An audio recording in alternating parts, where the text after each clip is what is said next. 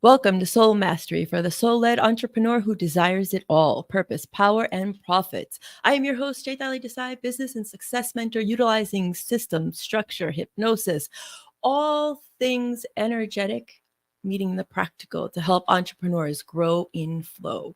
And today, I am so excited for my special guest, Cheri Petroni, who, like me, has a really practical side to her, but has this whole other energetic side. And her main focus is on aligning the four bodies: mental, spiritual, emotional, physical. When that's all in alignment, that's the magic. So today, welcome, Cheri. I am so excited to have you on with me. There is so much I could share about you, but I would love for our guests to learn about you, from your spa to your energetics to and everything in between. So welcome on the show. Thank you. Yes, I love when we actually get to be on video. It's great when I do a podcast, but this is the best because then people get the full experience of what it is we're actually talking about. So thank you.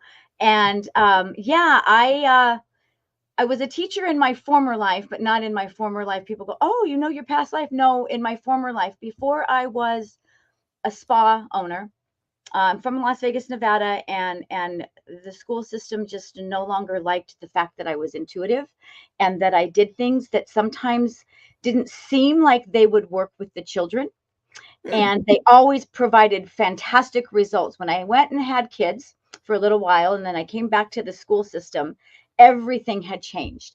And so I looked for something to do that still honored my intuitive piece, that I did not know how much of the intuition I had at this point, and also science. So that is how I ended up creating the spa.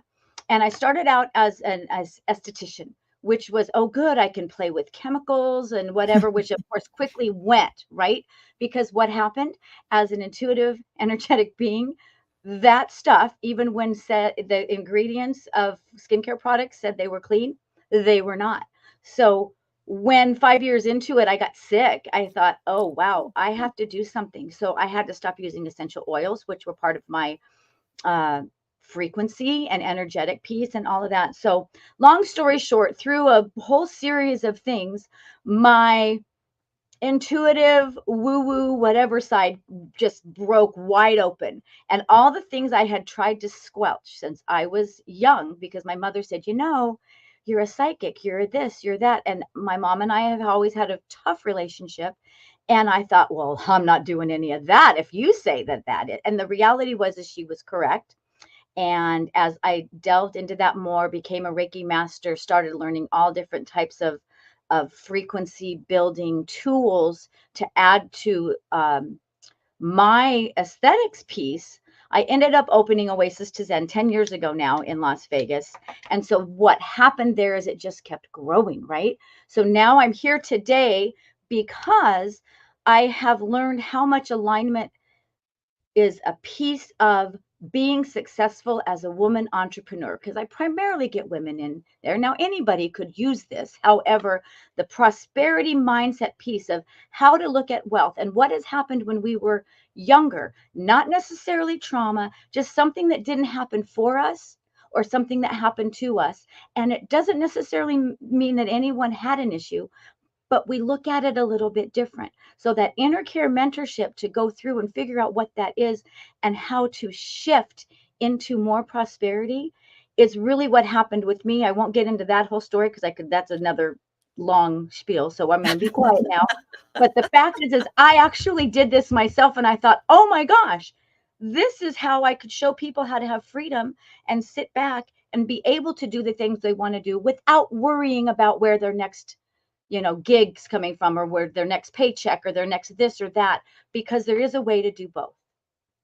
Well, let's just dive into it. I know today we're talking about the four bodies in relationship to wealth and prosperity. So let's just jump in. Share a bit more about what you're talking about, because I'm Okay. curious.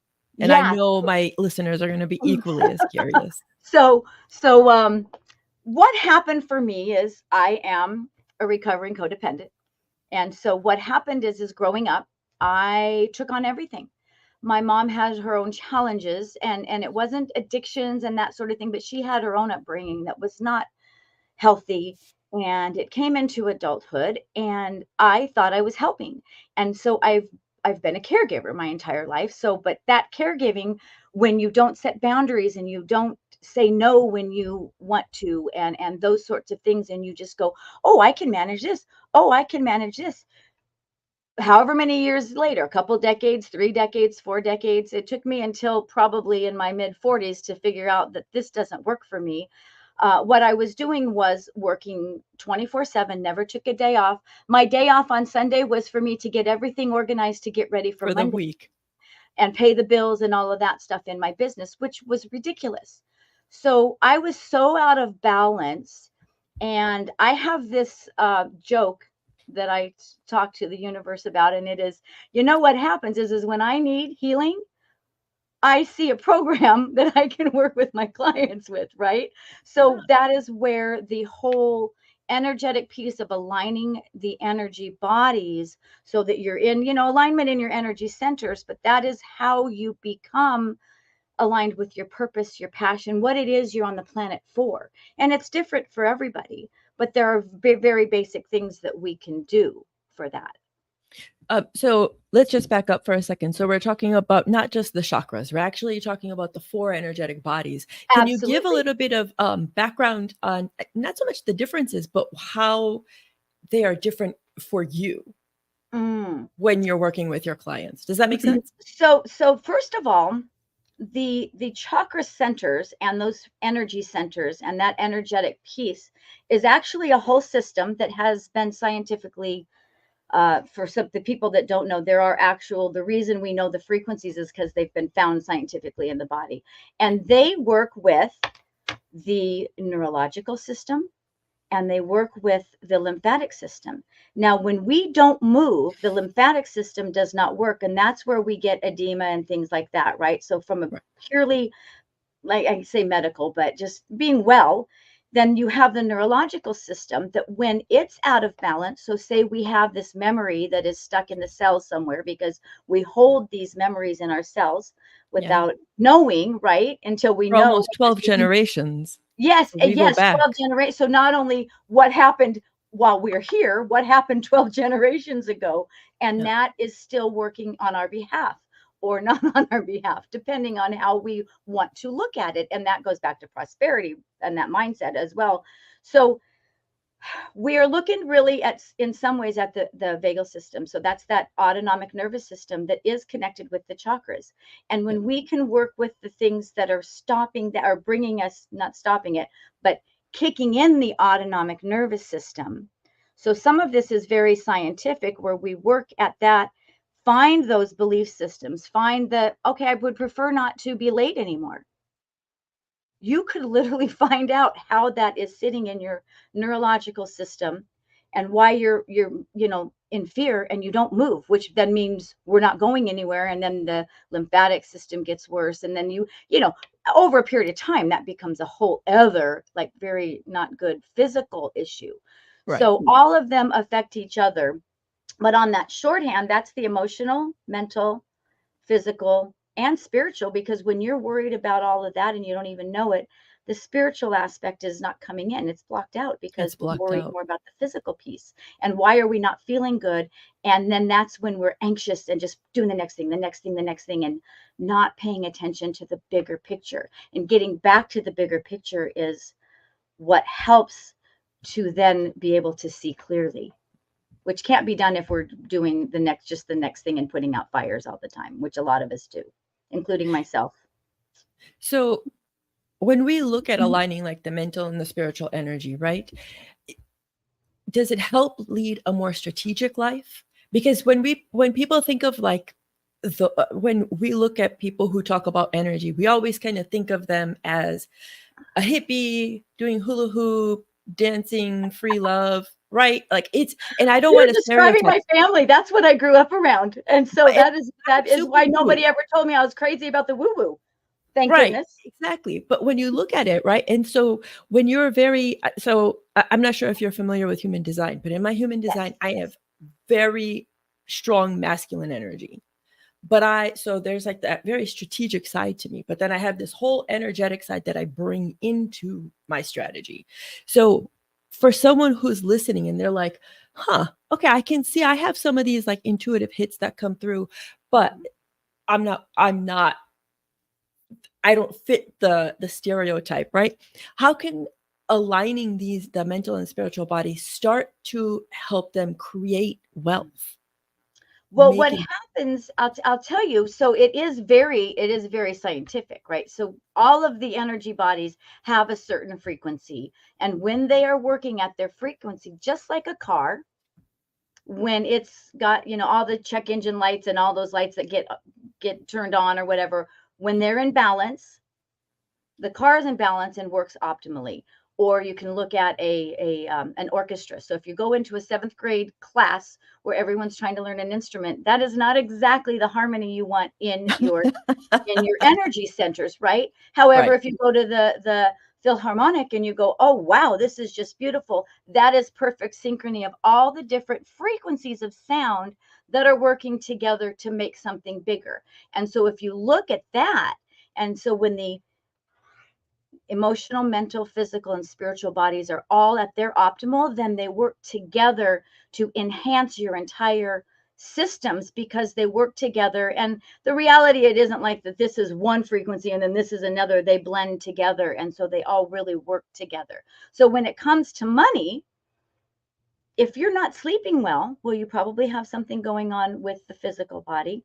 You probably are anxious at night, which is emotional, but also maybe going through your head about, well, what I have to do next, what I have to do next. And so there are some things you can mitigate in the beginning. CBN helps, and some, but also just really taking some time to meditate. I have a pond that I sit out next to every morning because I can't always get out into nature because I live in the desert and it's too hot. But I have a pond that I sit there and I go through my own meditation. I go through my own guided visualization of all the things that are possible for me in the positive today and what I envision. And I don't like say I have to do this or I'm going to do this and this is what it's going to look like, but that open possibility. So I do things like that for just to get into that space of everything is possible as long as I'm open to receive it. And then what happens over time, we find pieces that don't quite gel, right? Back to that. Mm, Why do I keep doing that loop? Or what is it about me that keeps me from maybe making that next, I'll just say $1 million, but it could be yeah. $1,000 or covering my rent every single month. And it could literally be that there's a piece from childhood that you need an inner child rescue. And then you go, oh my gosh, and you get that little kid, and there's a couple of things we could do, and then move forward. And that is taken care of. And then it goes away. And then what happens is because that energy frequency from, well, there's obviously a few different things going on, right? Mhm. Anyway, because that energy frequency is going to affect all the others in the positive because they're in training up. So your frequency is moving up to a higher vibration. And then all of the energies know where they need to go. And so they go wherever it is that's necessary for our body, whether it's physical or spiritual or what the body knows, right? It Right. keeps the score and the body knows that's where I need it. And then everything gets better. Now, the money may not, there may be other things, but that's a start, right? And so the Right. exploration and being willing to explore is a big part of it, which raises your vibration right there.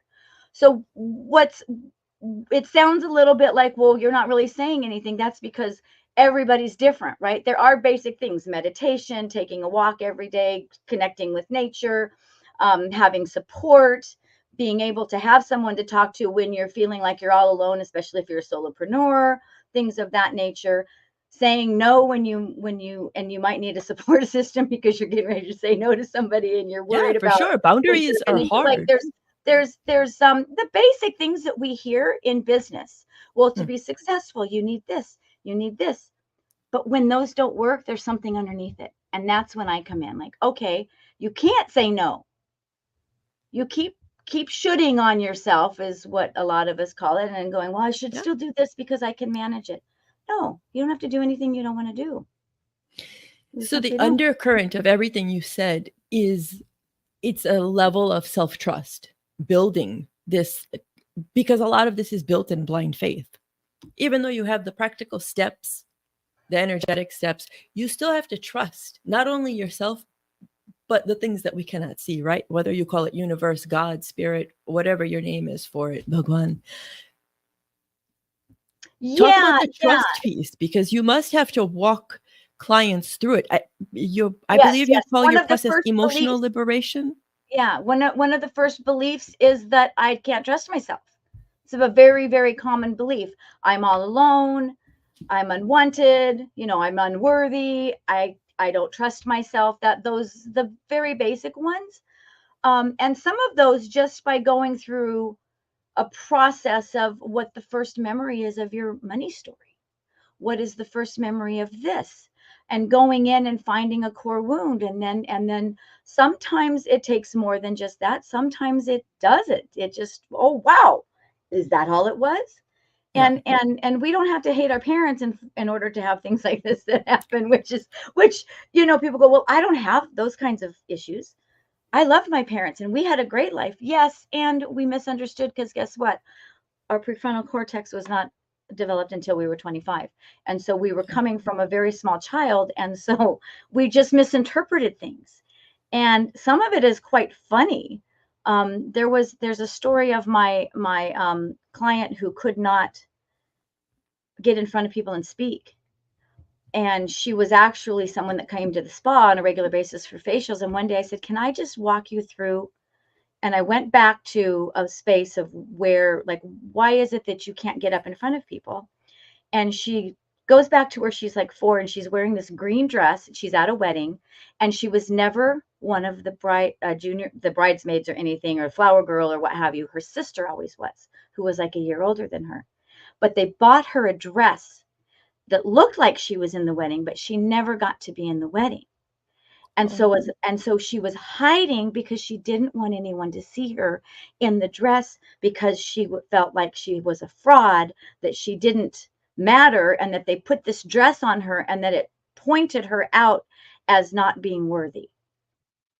Now, everybody else was thinking we're doing this to include her, but that was her interpretation. So we did an inner child rescue, which it's not always an inner child rescue or anything, but brought her out. And then she spent some time with this little girl every day for a while. And then she was able to start. And then, of course, you have that piece where then you need confidence and you need to not do you need motivation. So you're not procrastinating, because then, of course, we have that confidence level and things. And then we work maybe on that next. But that was one of the most eye-opening for me of events, that this girl was, and the parents were doing everything right. She was Filipino, so weddings and parties and celebrations in her culture were a big deal. And she felt like she was standing out like a sore thumb and didn't want anyone to see her. And she was probably 40 years old when I worked with her, and had that issue her entire life. And I still see her. Yeah. And she's not that way anymore.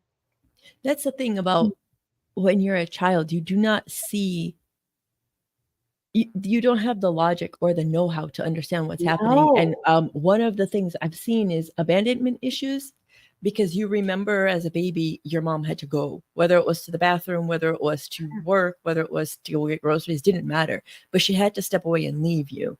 So it's such a core memory, but we don't remember remembering it. So it's interesting when we talk about beliefs and how they've been built and how we've built our lives on them. I think it's important to share, like, sometimes you don't know it's there, nor do you. I don't want to say that the belief is not right or wrong, but it was misinterpreted at the time, right? Right. And why not make it more empowering and more in alignment with what you are trying to do? Because the frequency of that is pulling you down. And that's where the misalignment occurs. And a lot of times people don't know exactly what it is. Yeah. And the cool thing is, when I'm working with someone, I don't always know exactly, because I need to be in a place of complete neutrality and asking questions that have open-ended results that the person is giving me, the client is giving me, because as soon as I think I know what's going on, I'm going to um, bring a sense of distrust, right? No one wants me Right. to think I know, and I might know, but I might not. And so the beautiful thing about this process is I get to explore with the person and really see what they need. It's not so scripted that you do A, B, C, D, and wow, isn't that great? Your belief's different. Well, but what if it isn't? What if it isn't exactly what you think it is? Like it could be, I am not wanted versus I am unwanted. There's a different frequency there. Or That's nobody very wants true. me. See, yeah. And so the Yeah. alignment issue is huge. And so going in using somatic work and all of that. And so what happens? Everything gets better. And people can just come in and go, you know what? I just don't want this anymore because the creation cycle comes into place. So we create things in our minds and our bodies as we grow up to the best of our ability based on what we hear and interpret. And we were kids. So what worked with us as children does not necessarily work for us as adults because we've outgrown that, right? Right. Whether it's a whole habit or a belief or whatever it is. It's not working and we kind of know, well, something's not quite right. I'm not getting this result. I don't know that I'm procrastinating because I just have this pattern that I wait to the last minute and it works great for me. But what if you planned ahead? Now, they don't necessarily know that I'm going to think that in my mind. I'll think that in my mind. I'll go, let's take a look and see what it is because it might not be that at all. It could be another thing. Um, Right. and so I never again want to assume. But the reality is the creation cycle works till it doesn't anymore. And then it becomes there's a resistance there. And we have to release the resistance in order to discreate what's not working and put something else in its place. Because sometimes we release and then we do this in full moon meditations. We release whatever doesn't work. But when someone comes to my full moon meditations, and then we put something else in its place, and then we do the what's possible guided visualization and so forth, because something has to be there, or that old space that had that energetic frequency is going to get filled up with something similar or the same. So we really Yes. need to I am replace it such a and proponent of focus. that also. Yes, focus on that so that you have something new and better. So it's not that there's anything wrong with the belief. It has served us. It's a wonderful thing. Or that, like I said, the habit, the patterns, the things that we were taught to do exactly the same way because it was cultural. And there could be a version of still honoring your culture and honoring who you are. Like there's so many possibilities. It's not either this or this. Yeah, when And it comes to cultures and cultural backgrounds, that's like a whole deep mhm. dive. It's its own like week-long It is. podcast, It is. It especially is. speaking of someone who is from a different culture. It's so easy to say it like, oh, okay, maybe it's a cultural thing. But then when you start to dismantle it, then you have cultural, you have sexual being female or male, then you have Mhm. it's so big. But what I would love to kind of ask you for listeners right now, what practical tips could you offer so that they can start like so they could kickstart their journey, especially in relationship to creating prosperity, whether it be financial, whether it be luck, whether it be love. I feel like that when I think of prosperity and abundance, it's so much bigger than simply money, but money is a tangible object. So, Yeah, because you've got the abundance mindset is that anything is possible, and actually the prosperity mindset is knowing the goals that you want and getting those things that are more tangible through the abundance mindset, setting goals and having the prosperity as a result of focusing a little bit more. And sometimes we don't know what we want. And then wealth, which is a really good point, it's not always money. The time and freedom for me to go drive 2 hours to see my grandkids whenever I want and stay overnight is huge for me, and I'm able to do that now, which I couldn't have done 10 years ago or even 5 years ago. But they don't live right here. And I make sure I go at least once or twice a month to see them because they're little and they change every time. So there's that. So one of the things that I think is the most, well, two things. And it is about writing, but somebody could talk into their phone if they're more an audio person and they're willing to listen to it. Yeah. I have it's a journal, but it's not a journal. It's just one of those, because I'm a lefty, and so first of all, I don't like spirals on my arm when I'm trying to Yeah, write. because they get in your way. The spiral at the top where you just flip it. Yeah. It's just a regular old notebook that's just got the spiral at the top, and you open up the front. Now, I started out doing this as I resent, and then I put the name of the person, and I wrote every day for 3 minutes, and I blah blah blah, and all the reasons why. And what happened was that released it. So whatever it is that's bothering you or you don't know, I want more money because, and you start writing your why, whatever it is, and you write that for 3 minutes, and it might be one word in the beginning because they don't even know how to put it into words. Draw a picture if you need to. My kids in first grade used to draw pictures. I didn't care how they did their journal, because I did journals even when I was a teacher 25 years ago with my kids, because they needed the opportunity to put down their thoughts. So I know journal is like, oh, well, everybody says that. But if you do it with purpose, here's what you kind of want, right? I want more money, or I want more freedom, or I would like to be able to take 2 days off. And you just start writing, and it could just be a sentence, a sentence, a sentence. And you could go back and read it, but you don't have to. That's why I said you can talk it into something as well. And just until you're done. So some days I'd write for 20 minutes. Some days I'd barely make the 3.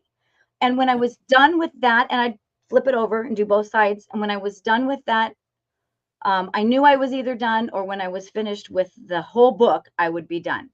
Now, the other thing, and gratitude, people kind of go, gratitude. You can walk in the morning or at the end of the day, and you can, if you have a spouse or somebody you live with, we often have family members that end up living with us, not so much anymore, but when I was willing to take on everybody, that I would walk at the end of the day, and we would all 3 share 3 things that we were grateful for the day, not for, oh, I'm alive. And I mean, sometimes that's all you can think of is, I didn't die today, and everything else seemed like I was about to. Like, some days are just, I'm grateful for that. And the frequency of gratitude is way up here. So 3 to 5 things every day. If you say it out loud, write it down.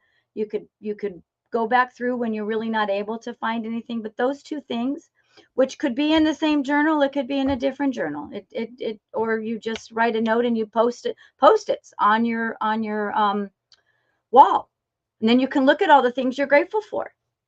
And then when you feel like, okay, those are so old that I don't need those anymore, because it releases the resistance to be able to allow new things to come in. And that's when we can start seeing patterns and start seeing other things. And walking outside in nature once or twice a day, even for 5 minutes, is so helpful. It's helpful for the physical level of the body, but also to connect with the spiritual, because the earth is spiritual in nature. Yeah. And maybe keeping your mouth shut and and your ears open, no headset, no nothing. To notice the 5 senses. Do you hear anything? Do you smell anything? Do you feel anything in the air? Because sometimes we can feel, and can we smell things, and can we taste them almost? Yeah. And it's bringing amazing. Intentionality. Yes, with some intentionality. So there's sort of a hodgepodge of how this is how I work sometimes. But I love it because it's simple. It's actually doable. And because that's oftentimes you think it's going to be super complicated, like with a 30-step process, and nobody has time. And no one wants to dedicate that time. Don't wait to go get one. Just pick up a piece of paper. I don't care if it's like, this paper is junk, so just write on the back of it, because I accidentally did it on the wrong size. So I would use that. If right now I had stuff I needed to write down, I wouldn't spend 10 minutes to go look for my notebook, because those are the kinds of things we do to distract ourselves from doing it. And sometimes that's actual sabotage, which is a whole 100%. It's part of perfectionism. Yes. And so just do it, and you'll feel better. And you don't even have to go back and read everything, because we think, oh, then now we got to go back and study that. No, just get it down. And you can write the same sentence every day for 10 weeks, and then all of a sudden you don't need to write it anymore. I It's love it. amazing.